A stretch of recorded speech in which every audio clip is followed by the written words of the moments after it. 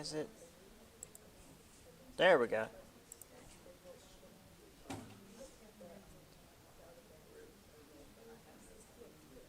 Alright. So that should be up in a moment.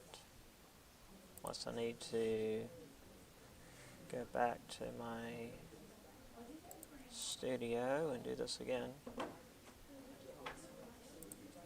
Go to behind the scenes. There it is. Which one's live?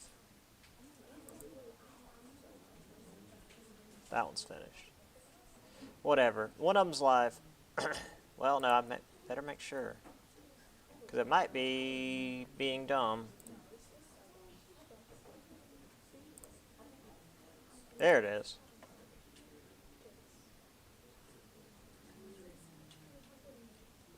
Yeah, okay. Now let's close that. Right, so, for everybody, so for you folks in here, I've got a fair few papers up here in front of me. For those of you that haven't turned them in yet, you can still email them to me if you need to.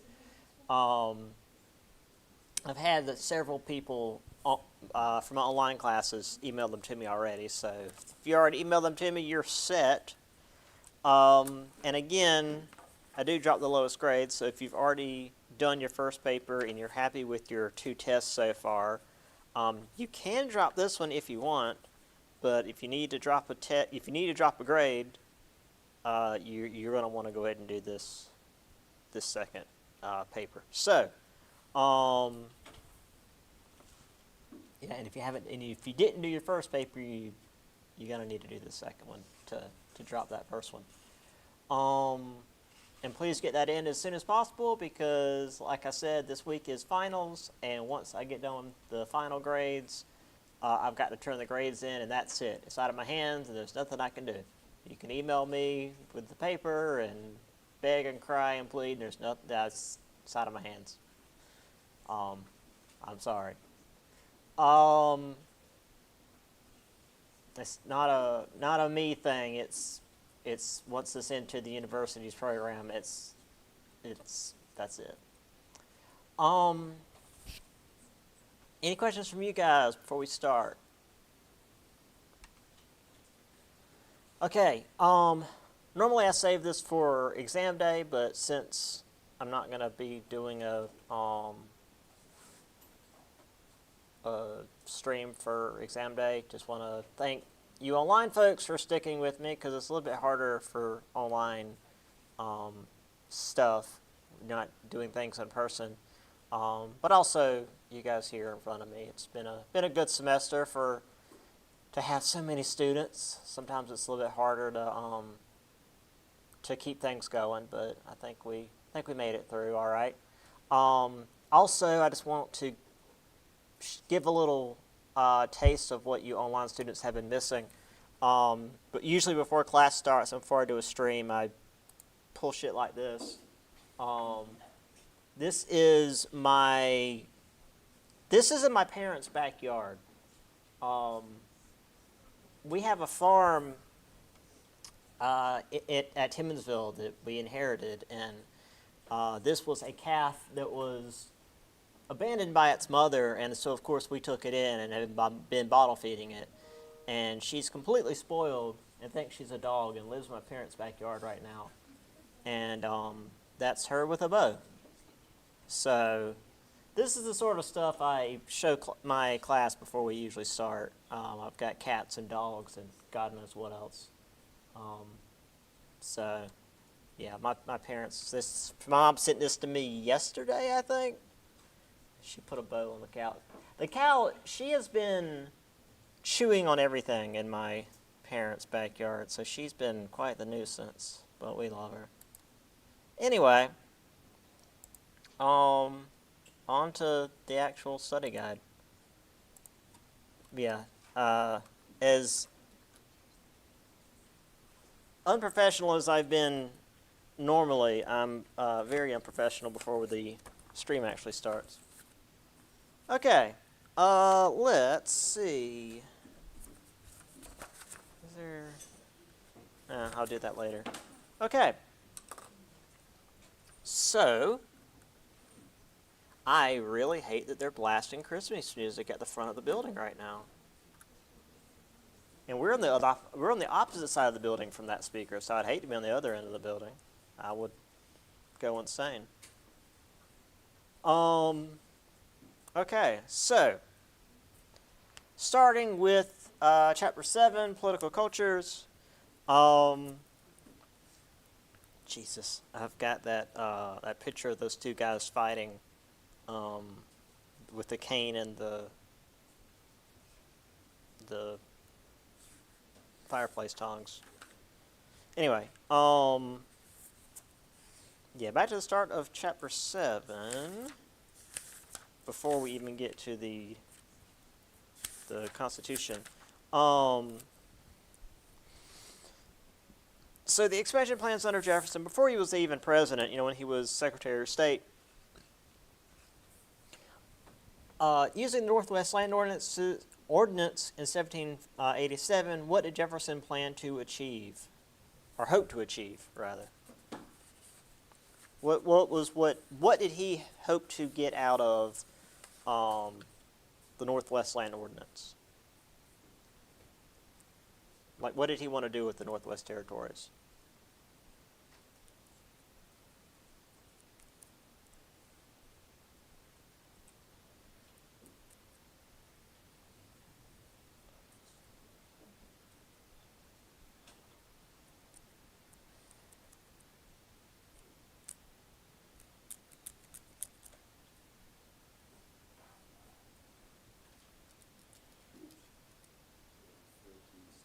There you go.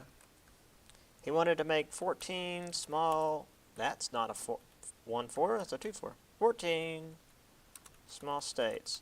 The reason for that, Thomas Jefferson being the agrarian supporter that he was, he wanted to have a lot of agrarian states to push their power in. Well, I guess there wasn't a Senate yet, but the more states there were that were agrarian, the more power that agrarian states would have. Instead, it ended up being just a few territories that would later become states.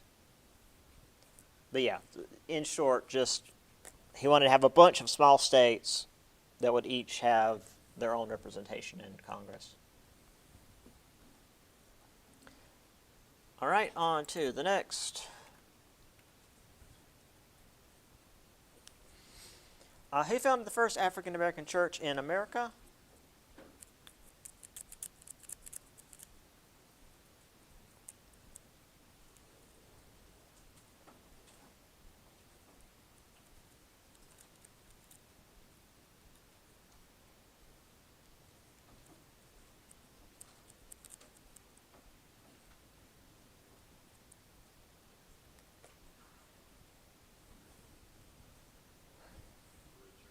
Richard Allen.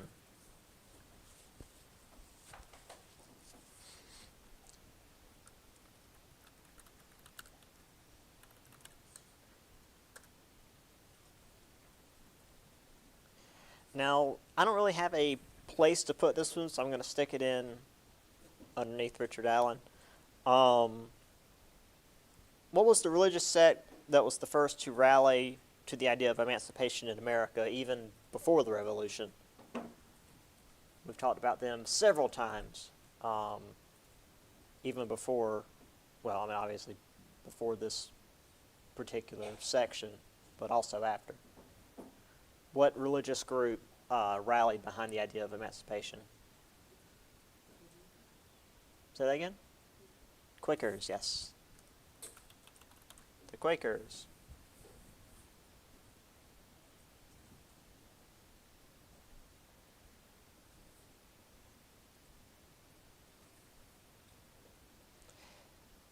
Yeah, if we were in that lecture hall, I might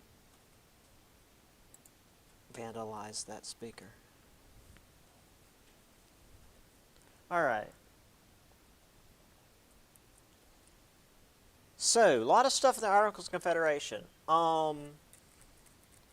Apparently, this first one I couldn't find in the notes. I don't know why. I've got it on the test, and I was able to find it like later, but I don't know where I got it from originally. But it's on the test, and if we can't find it now, I'll just tell you guys.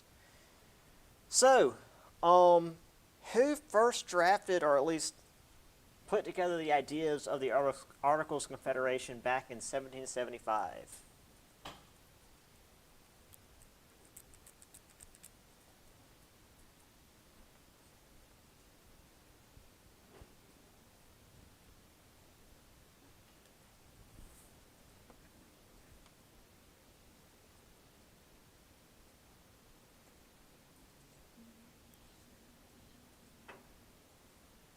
I can't track down where I found it, but I mean, I distinctly remember saying, that these were put together before, the Declaration of Independence was even signed.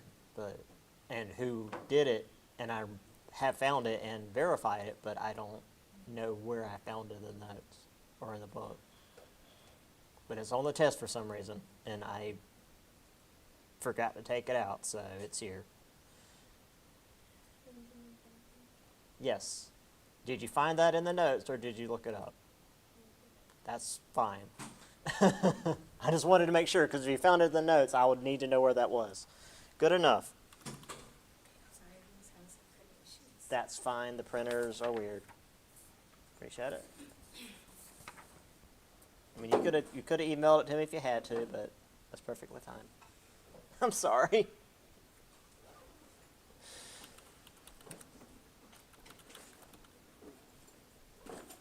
Yes, Benjamin Franklin drafted the Articles of Confederation back in 1775. I guess I found that a year ago or 2 years ago. When did I started doing this several years back when I first started teaching here. I didn't start doing online until a year ago. So it's been a little while. It's been long enough that I can't remember where I found it, apparently. But yeah, it was Benjamin Franklin, and I thought that was interesting enough that I put it on the test. Okay, the rest of the stuff is pretty basic information. Under the Articles of Confederation, where did most of the power go?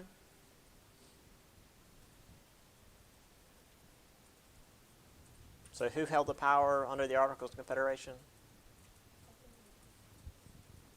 What? Who?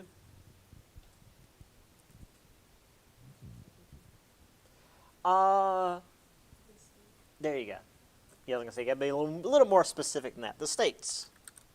The states, or the state governments. Remember, the central government didn't have hardly any power. That's the rub with the Articles of Confederation.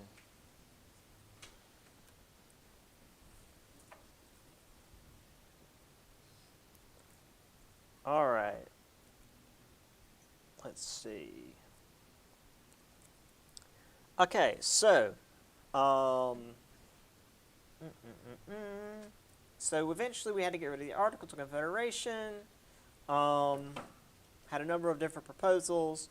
What was the name of the plan that suggested a two-house Congress in which the representation of both houses will be proportional to a state's population? So which plan had to do with the population of the state?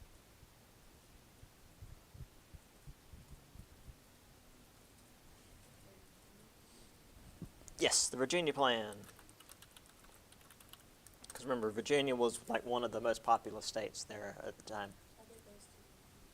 Well, because in the other one, single house legislator in each state having a single representative, so this is going to be a small state. So which is the other plan? New Jersey plan, because New Jersey is small. I mean, even today. Oops.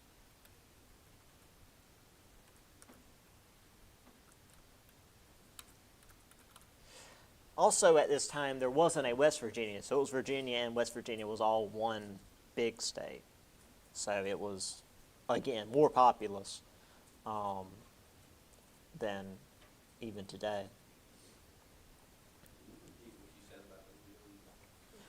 New Jersey plan, yes, I'm sorry. It had a single House legislature, and each state had a single representative. So each state had equal representation. So even small states that didn't have hardly any people in them had the same representation as the larger state.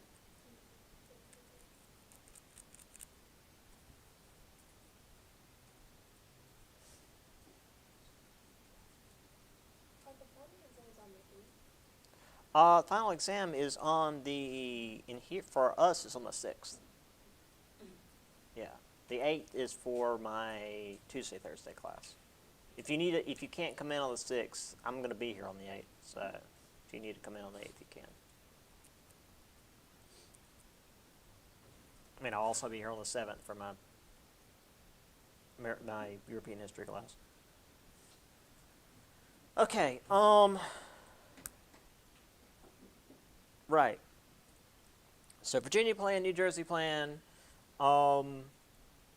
Unfortunately, the book doesn't talk about the Connecticut plan, which was the compromise, so you don't need to worry about that one. Let's see. The compromise that it actually does talk about. The Great Compromise, a certain degree of representation for the slave population for southern states was granted. What fraction of a person was each slave counted as for representation purposes? 3/5. So that was the 3/5 compromise.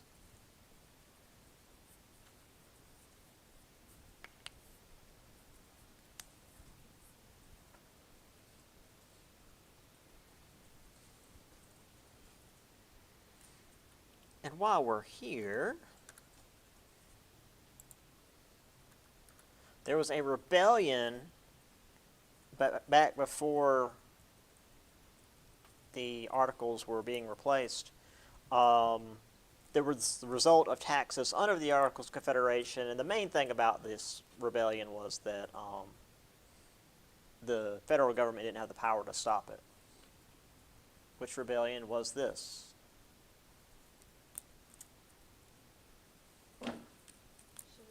Shays' Rebellion.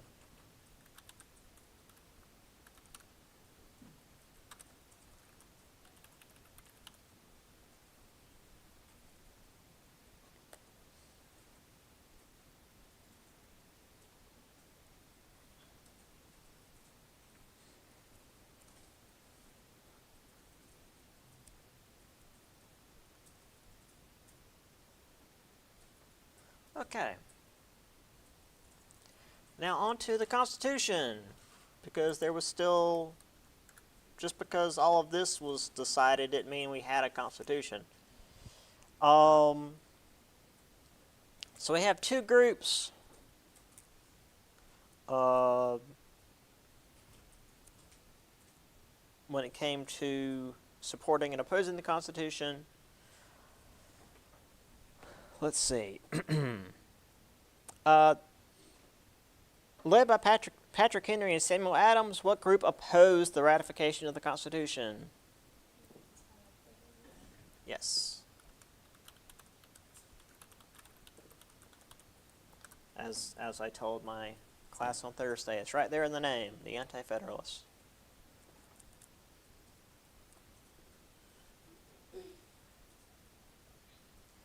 And so, opposing these guys, led by Alexander Hamilton, James Madison, and John Jay, what group supported the Constitution's ratification? The Federalists.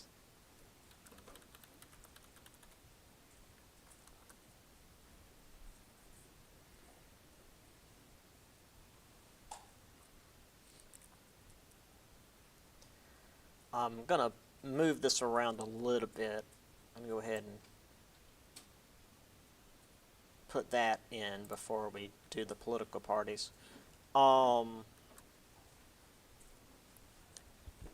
The arguments against the Constitution were strong enough that a set of 10 amendments were adopted as a compromise. What is the common name for these 10 amendments?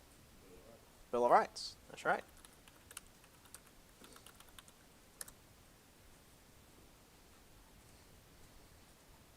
You answered that like, why am I even asking?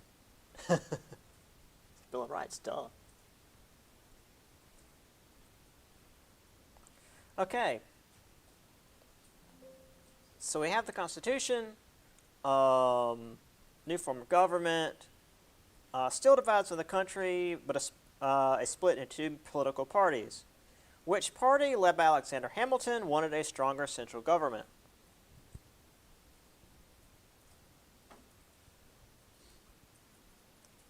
So this is the party led by Hamilton that wants a stronger central government.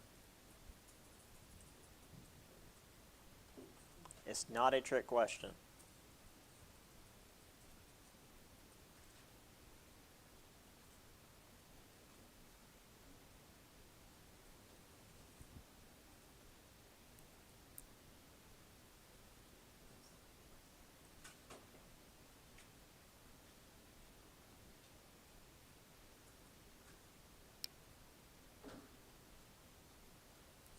One of the very first political parties, led by Alexander Hamilton, who led another movement, let's say, and he wanted a strong central government. This is the Federalist again.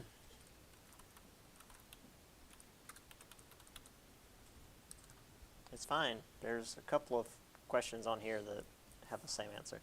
I should actually probably write the key at the top of my page. All right.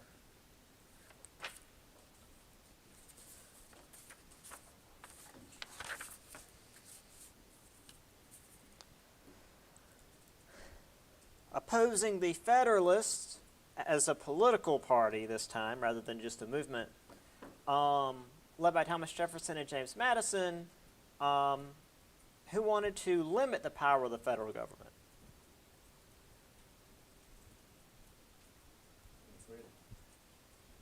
What's that? Yeah, Democrat Republicans.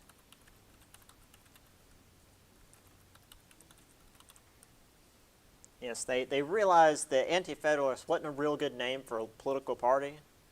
And when your party is not the other guys, it doesn't have a real good ring to it.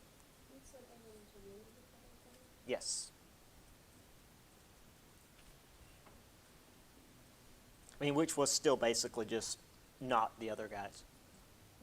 It's like, oh, they want to have a more powerful central government, and we don't want that. All right, one more thing here.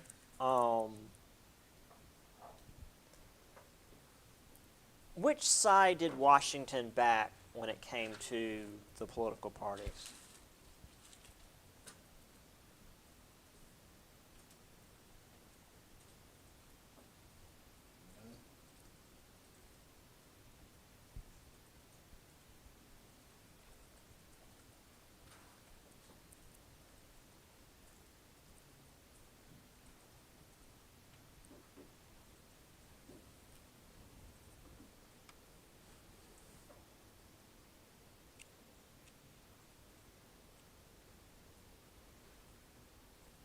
Why is the music getting louder?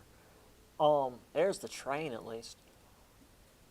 Let me rephrase it then.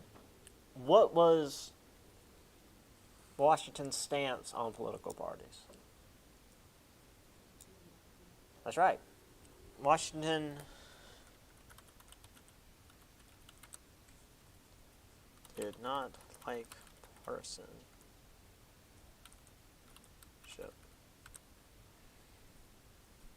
So he wasn't on either side. He didn't like the idea of like splitting the government anyway. I mean, not like he didn't disapprove of the branches of government, but he didn't like the idea of like factionalizing the people.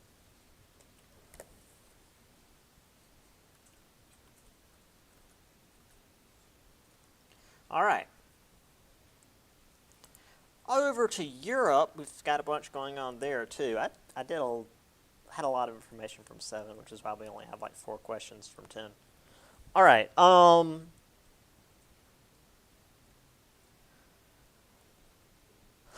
Let's see. Which European country had a revolution in 1789 which caused issues with the United States due to old treaties?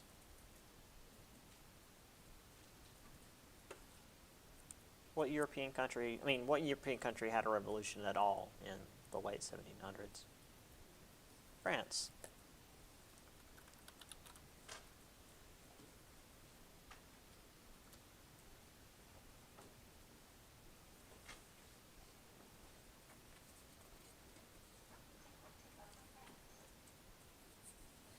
Okay.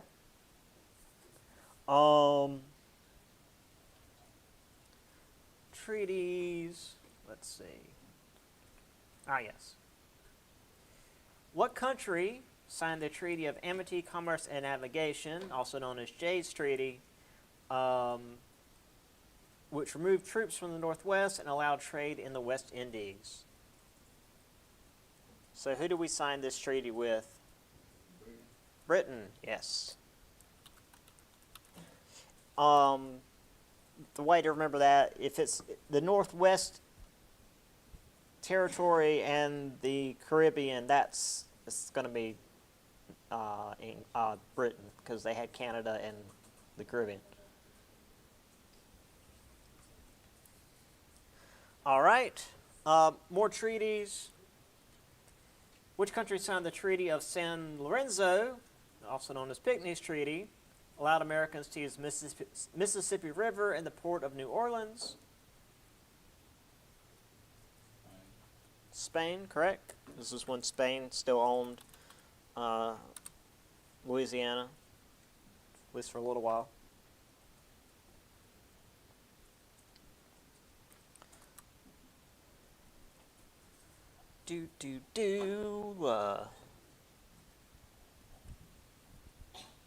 Who took over France in 1800s in a coup?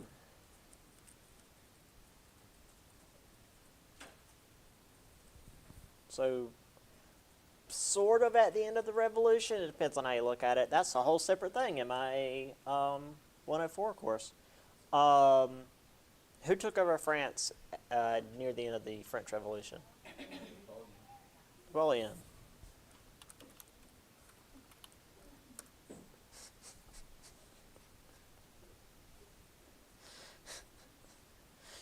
You can't bring Google to the final.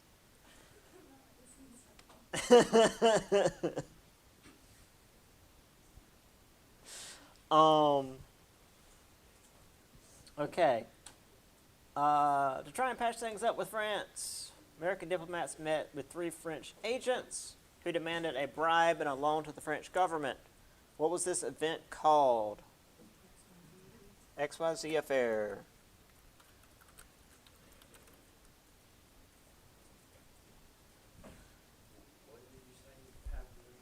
Yes. We were having issues with France on the open ocean. We sent diplomats to meet with 3 French agents, but before they would even talk to the diplomats, they demanded a bribe and a loan to the French government.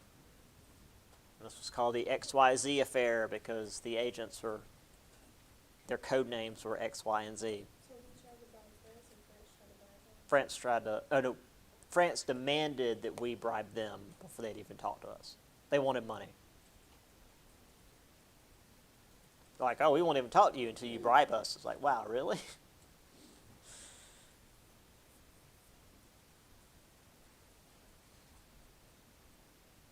This was demanding a bribe from the French government. No. The French government demanded that the American government bribe them. Like, that's like double corruption.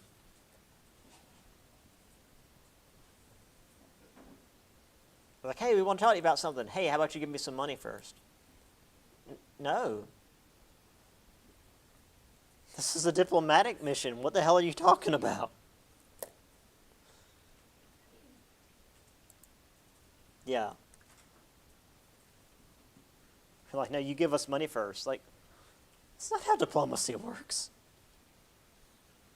While all this was going on,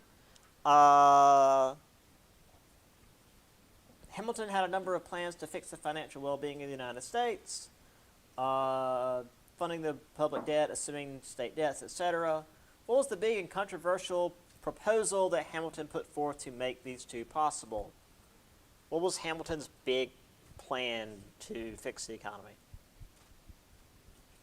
Which was technically not covered by the Constitution and upset a number of people, but ended up going through anyway. National Bank.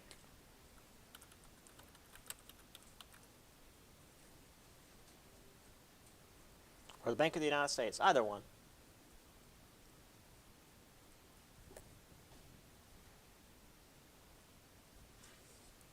Okay, we are almost done with this chapter. So Washington left office in 1796. Who won the presidency? Who was the second president of the United States? John Adams.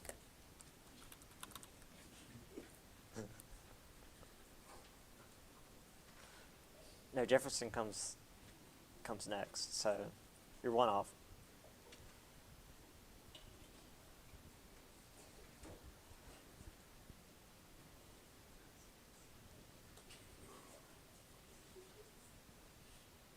Because we have Federalists first, which is why we had Jefferson later.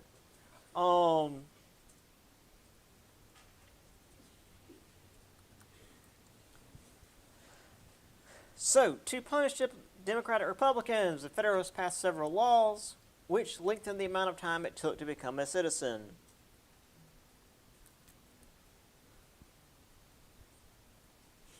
Which law lengthened the amount of time it took to become a citizen?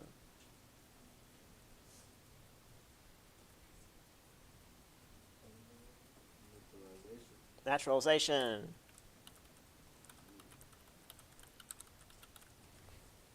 It was part of the Alien Act, but it's specifically the Naturalization Act, yes. Speaking of, which law allowed the government to detain enemy aliens in a time of war and for the president to deport any alien he saw as a threat? Alien Acts. And which law banned any false or malicious speech against the government or president? That's the Sedition Acts, or Sedition Act. Yeah, it's just saying the Alien and Sedition Acts. That's a broad series of acts. That's all of them individually, which means I had 3 separate questions I could use. All right.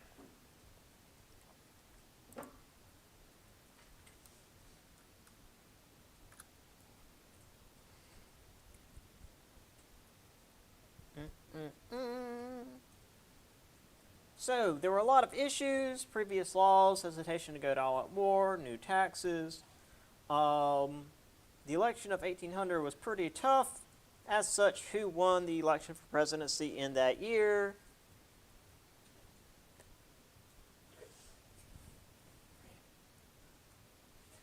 Do it. Who won the presidency in 1800?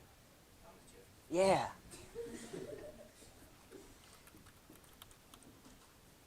I didn't mean to put you on the spot.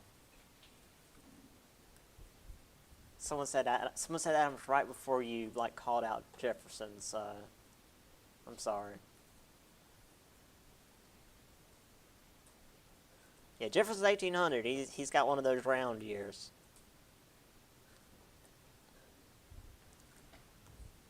And following the election, what sector of the country did the new president consider of absolute importance? Which is to say, what part of the economy did he focus on? Probably the better way to put it that. Sector of the country sounds like, what geographic part, and that's not what I mean. What did Jefferson focus on? Agriculture. He's the agriculture guy.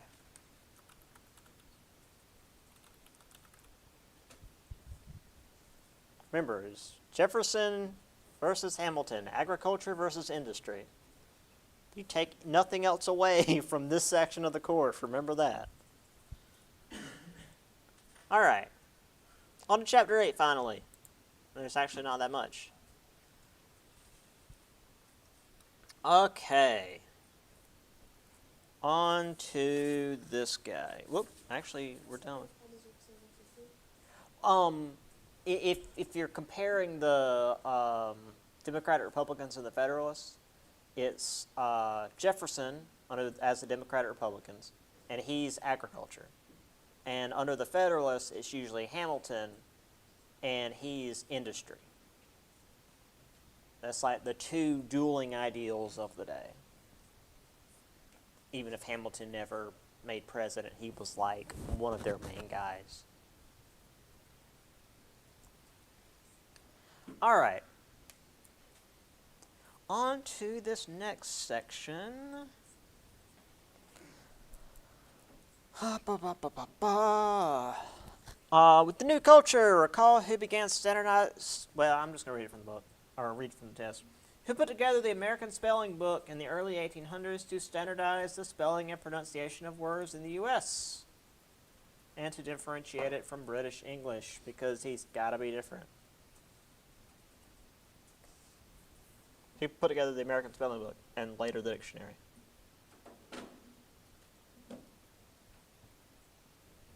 Ow.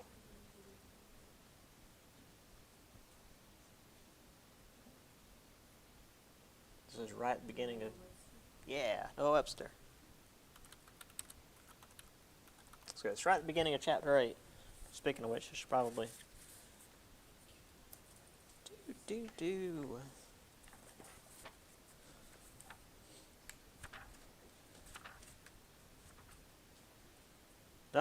Children.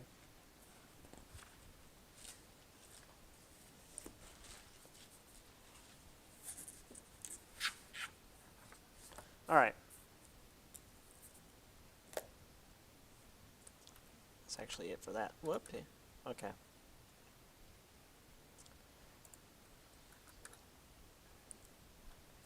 Who was the president's main advisor in matters of internal improvements, like roads, canals, etc.? He was in charge of funding said improvements, but I just like to say he's like the main guy behind running those things. He was the Secretary of Treasury. I said, hey, this guy's real important because he's involved with all this important building stuff. Robert. Nope. Mm-hmm. Yes.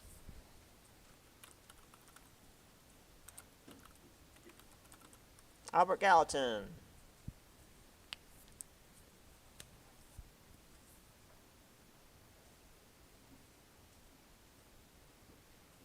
All right.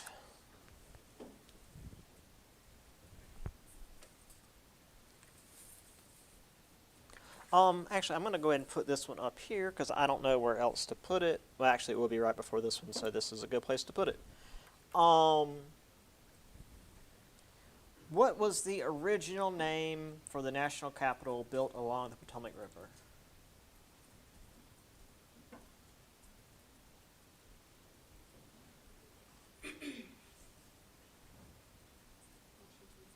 Washington City. Just remember, it's not D.C. until after it's rebuilt. I'm not entirely sure when that designation stuck, but I know it's not until at least after 1812. Or, well, technically 1814. Okay.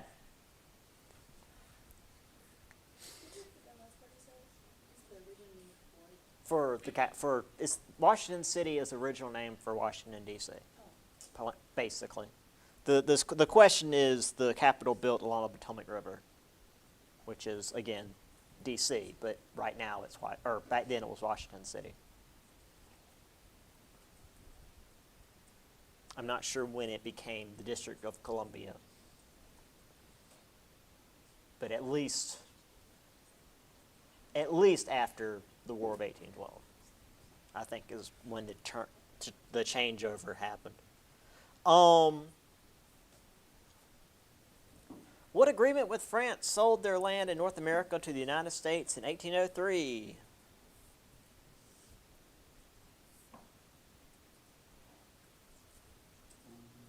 I was going to say, that's a common one. Louisiana Purchase.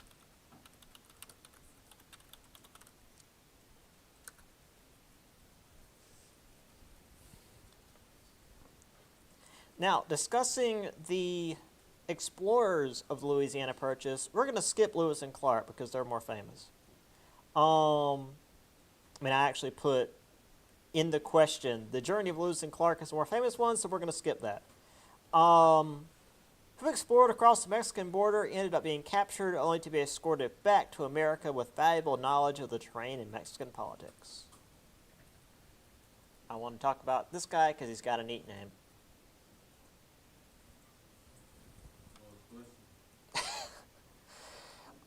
This was an explorer who mapped some of Louisiana Purchase, but also wandered into Mexico, got captured, and brought back to the U.S. Yes, excuse me. Zebulon Pike. He also discovered a mountain and named it after himself. It's called Pike's Peak, which is top tier alliteration.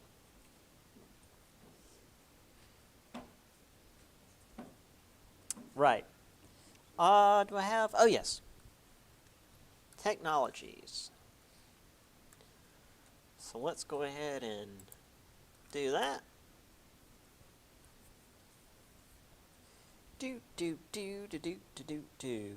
Who constructed the first successful steamboat, later causing shipping prices along rivers to plummet? First successful steamboat. There were a lot of attempts beforehand, especially in Britain. Robert Fulton. Fulton Steamboat. I did a lot of writing on steamboats. As a child, I liked turn of the century technology. What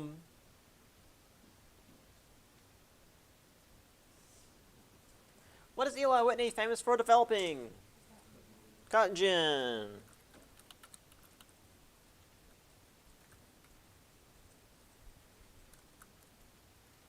Which?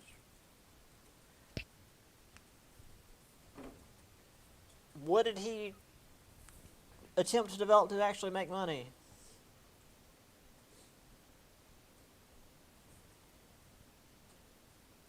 Because remember, the cotton gin was copied so heavily that he made like no money off of it.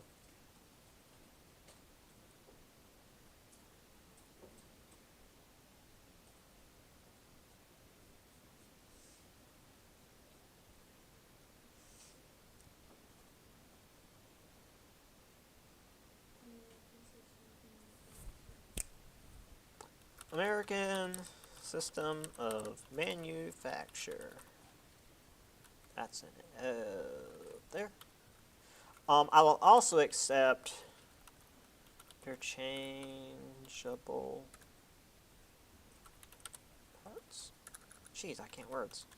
Parts for that one. Remember that was the whole like rifle thing he did, which also didn't make him money at the start. Eventually, he got it down, but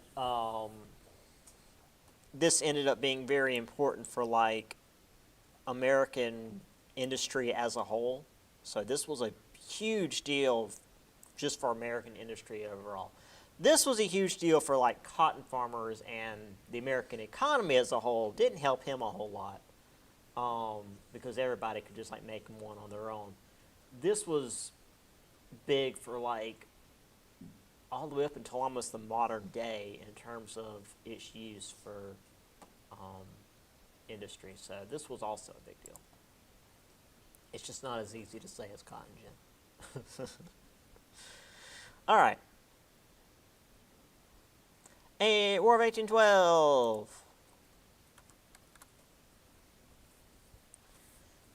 So, what was the main cause for the war in terms of infringing on American neutrality? There's many reasons for the war, but what's kind of the main, like, last straw reason? It's one that America's been dealing with for a long time with Britain, since well before we even declared our independence. Impressment. It's impressment again. Now there's, again, a list of reasons, including, like, British interference on the frontier and, like, trade issues, but we're just going to go with impressment as, like, the main issue because it's a test, and let's just do that. If you were writing a paper on it, I would want you to talk about multiple issues, but since we're just this is just a test, we're just going to stick with, like, one main cause of the problem. All right.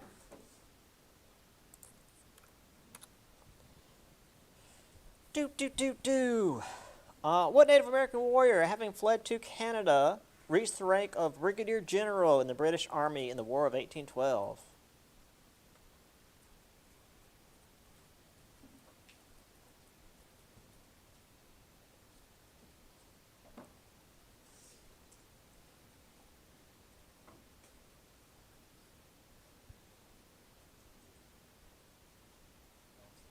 Good enough. I don't know how to say it either. Tecumseh!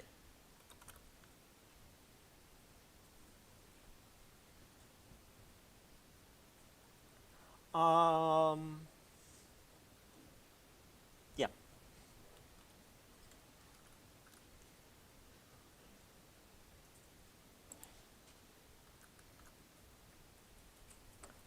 What important American city was partially and strategically burned to the ground by the British in the War of 1812? Washington what? City. Washington City. Because it was still Washington City before they burned it down.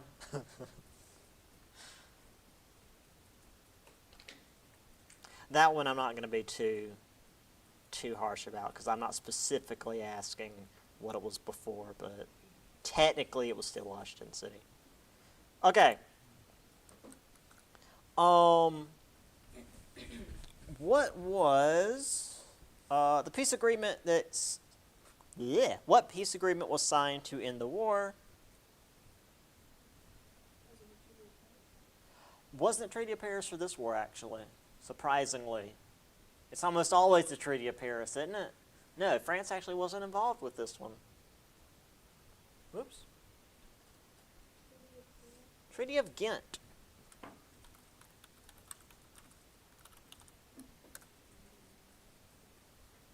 One we don't usually hear about. And though it occurred after the treaty was signed, what general defended New Orleans from a massive British onslaught in January of 1815?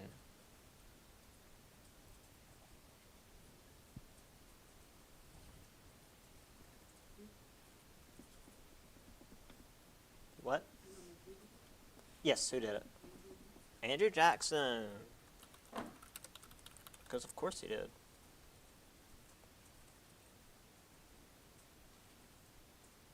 All right. Just a couple more, really. We're getting close to the end. Oh, my shoe's untied.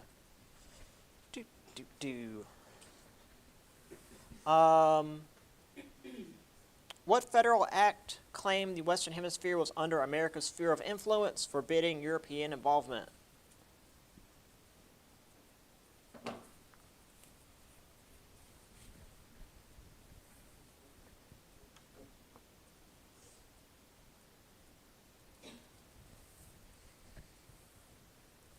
what federal act said that Britain can't interfere with the Americas anymore. Only American can interfere with the Americas. And boy, did we. The Monroe Doctrine, which again, those of you that'll be here in the spring, we will talk more about that. Which I hope is most of you.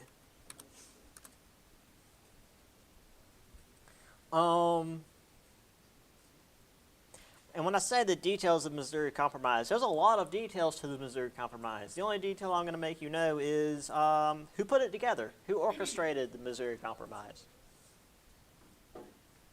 who was the guy behind it.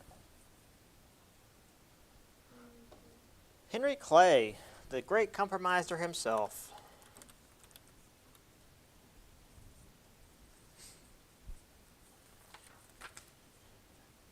And if you paid attention to that long ass video I showed you guys, I mean, it was like 6 minutes. What new canal linked Western farmers to the Hudson River, making New York City the premier seaport in the nation? The Erie Canal. Only one E. What did you say about Harry Potter? He was the he's the one that put the Missouri Compromise together.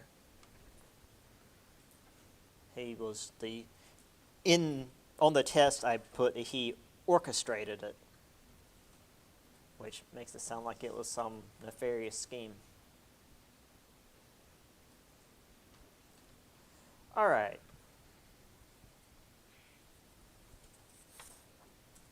Yeah.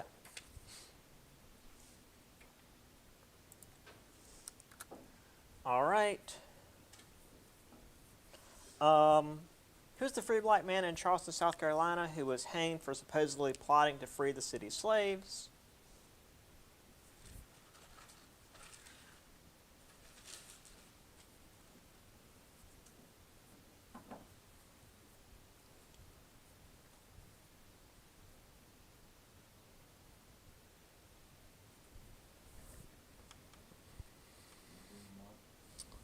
What's his last name?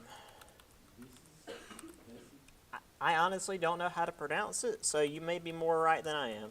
Vesey. It's only got one S, so I think it's Vesey. Either way, it's multiple choice, so you got it. All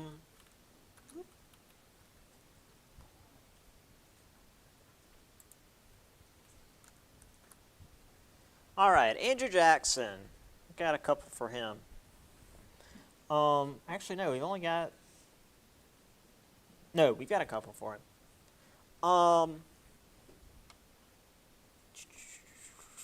After winning the election in 1828, what informal group of advisors did President Jackson often rely on?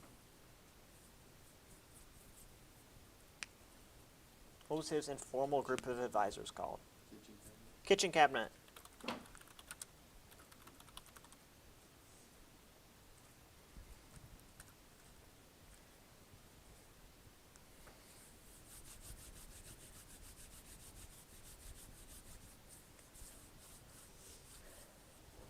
What was the term for a state refusing to accept a federal law?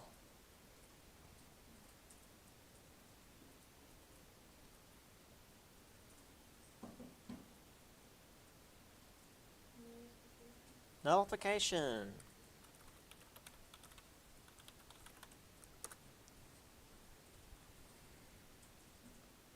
And of course, we all know which state did that. South Carolina, always causing trouble. And finally for this last one for this section. Yeah. What was the name of the Cherokee president who used the legal system to try and fight for his people's land? Down in Georgia.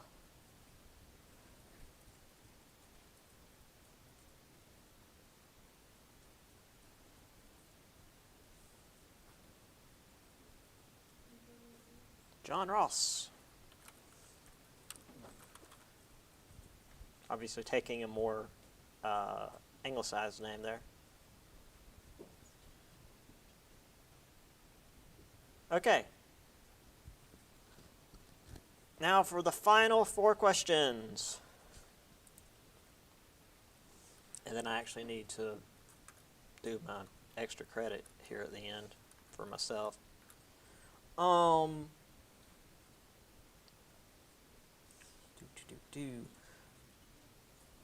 What was, I mean, this is basically written as it is on the test. What was the main economic product of the United States in the early 1800s? Say it louder. Because I heard it. Cotton. I mean, obviously it's cotton.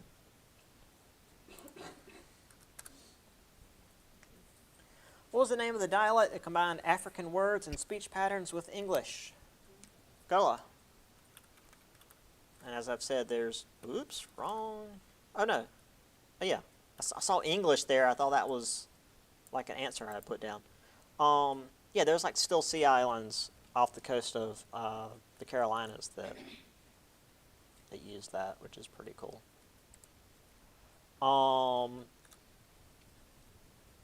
Who led the large slave revolt in 1831 in Virginia, killing 57 white men, women, and children, freeing 50 slaves before being crushed by the state militia? The rebellion is named after him. Nat Turner.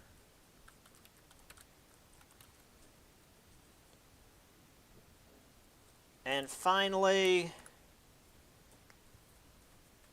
what was the battle in which Texan rebels were killed at a fort by Mexican forces?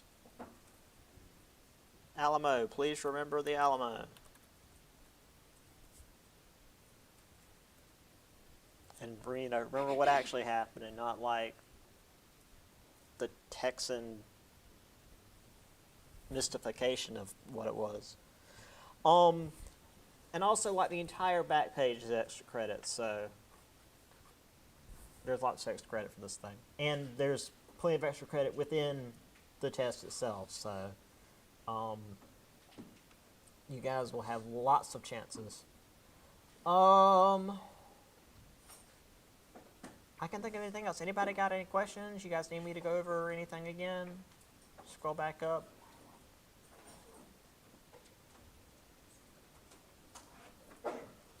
All right, well, since this is Monday, Wednesday, you guys will be here on Wednesday at 8:30. You'll have until 10:30, which hopefully you won't need. But you'll have that full period.